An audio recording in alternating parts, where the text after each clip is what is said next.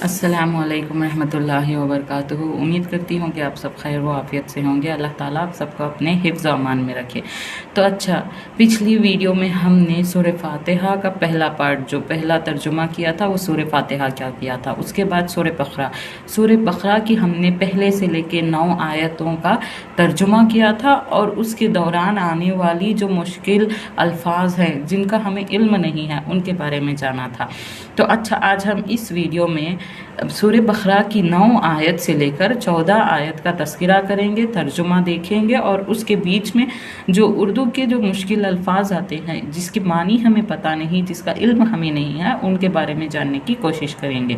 अगर मेरी वीडियो आपको अच्छी लगी हो तो मेरे चैनल को लाइक करें, शेयर करें और सब्सक्राइब करना ना भूलें। चलिए अब हम सूरह बकरा की 9 आयत से लेकर 14 आयत का तज़किरा करेंगे और उसके तर्जुमे को उर्दू में जानेंगे और साथ तो इसकी 9वीं आयत सूरह बकरा की क्या है, फ़ी क़ुलूबिहिम मरज़न।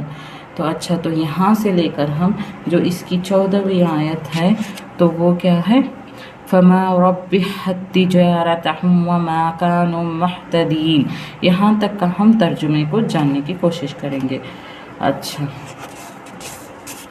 जी, और अगर तुम्हें इस अमर में शक है कि ये किताब जो हमने अपने बंदे पर उतारी है ये हमारी है या नहीं, तो इसके मानिंद एक ही सूरत बनलाओ, अपने सारे हमनुमाओं को बुलाओ एक अल्लाह को छोड़कर, बाकी जिसकी चाहो मदद ले लो। अगर तुम सच्चे हो तो ये काम करके दिखाओ, लेकिन अगर तुमने ऐसा ना किया और यकीनन ये तुम नहीं कर सकते।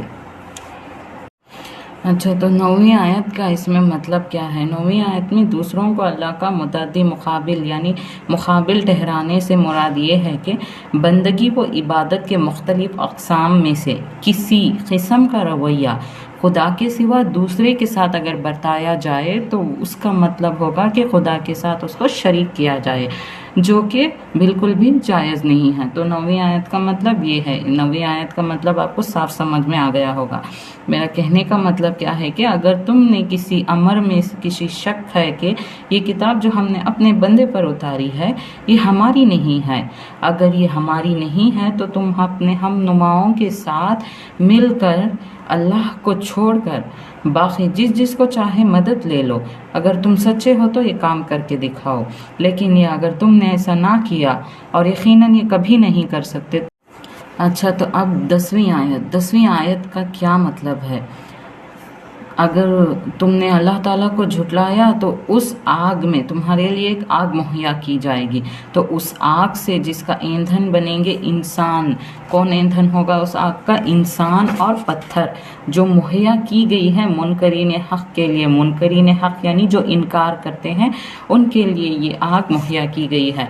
तो इसका मानी जानेंगे। इस तर्जुमे का मानी क्या है, यानी वहाँ सिर्फ तुम ही दोज़ख का ईंधन नहीं बनोगे, बल्कि तुम्हारे साथ वो बुत भी मौजूद होंगे जिसको तुमने अल्लाह के साथ लाके खड़ा कर दिया था। यानी और आए पैगंबर सल्लल्लाहु अलैहि वसल्लम, जो लोग इस किताब पर ईमान ले आए हैं, जो लोग इस किताब पर ईमान ले आए हैं इसके मुताबिक अपने अमल दुरुस्त कर लें।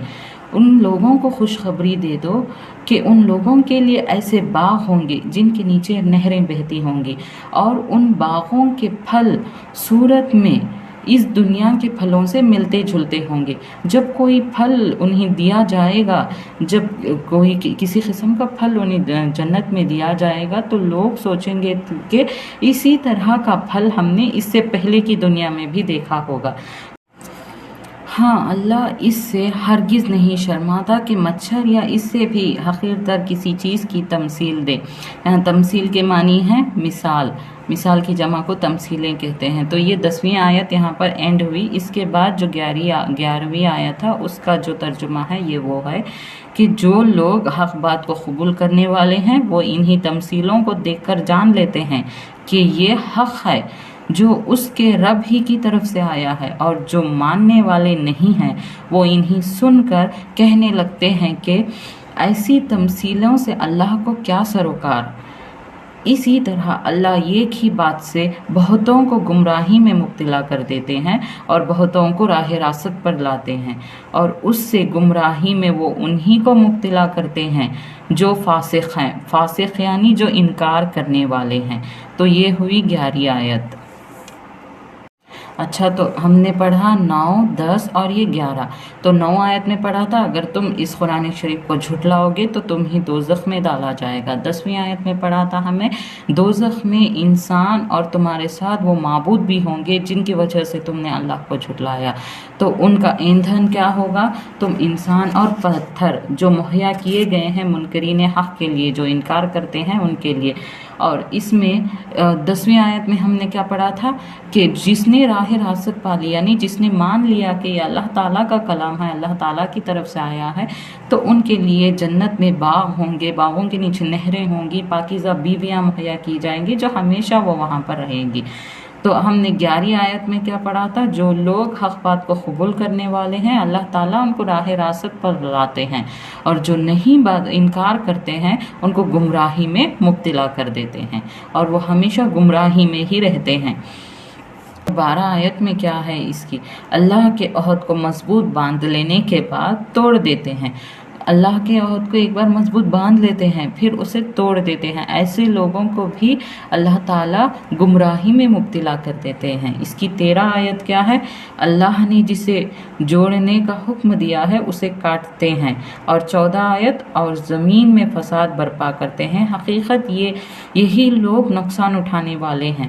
جو لوگ زمین پر فساد بے وجہ کا جو فساد پھیلاتے ہیں ان لوگوں کو بھی اللہ تعالیٰ جو نقصان میں ڈالتے ہیں وہ انہی کی وجہ سے ہے، اور وہ حقیقت میں وہی اس نقصان کے اصلی حقدار۔ آیت کا مطلب پڑھیں گے۔ بادشاہ اپنے ملازموں اور رعاء کے نام جو فرمان یا ہدایت جاری کرتا ہے، ان کو عربی زبان میں عہد سے تعبیر کیا جاتا ہے۔ اللہ کے عہد سے مراد اس کا وہ مستقل فرمان ہے جس کی روح سے تمام نوع انسانی صرف اسی کی بندگی اطاعت پر پرستش کرنے پر مامور ہے۔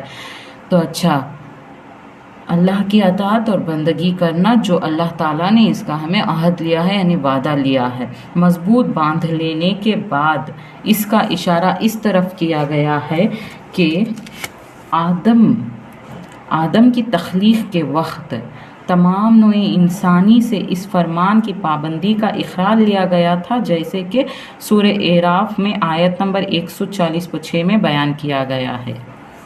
تو 14 آیت ابھی ختم نہیں ہوئی ہے۔ تم اللہ کے ساتھ کفر کا رویہ کیسے اختیار کر سکتے ہو حالانکہ تم بے جان تھے؟ اللہ تعالیٰ نے تمہیں جان دی اور وہی تمہاری جان سلب کرے گا، اور پھر وہی تمہیں دوبارہ زندگی عطا کرے گا، پھر اسی کی طرف تمہیں پلٹ کر جانا ہوگا۔ وہی تو ہے جس نے تمہارے لیے زمین کی ساری چیزیں پیدا کی، پھر اوپر کی طرف توجہ فرمائے اور 7 آسمان استوار کیے، اور وہ ہر چیز کا علم رکھنے والا ہے۔ ہاں، تو یہ جو 14 آیت میں اس کے معنی کیا بیان کیے گئے ہیں کہ انسان کو کھانے پینے کی ہر چیز اللہ تعالیٰ نے مہیا کیا ہے، تو آپ اللہ تعالیٰ سے کیسے منہ موڑ سکتے ہو، کیسے انکار کر سکتے ہو؟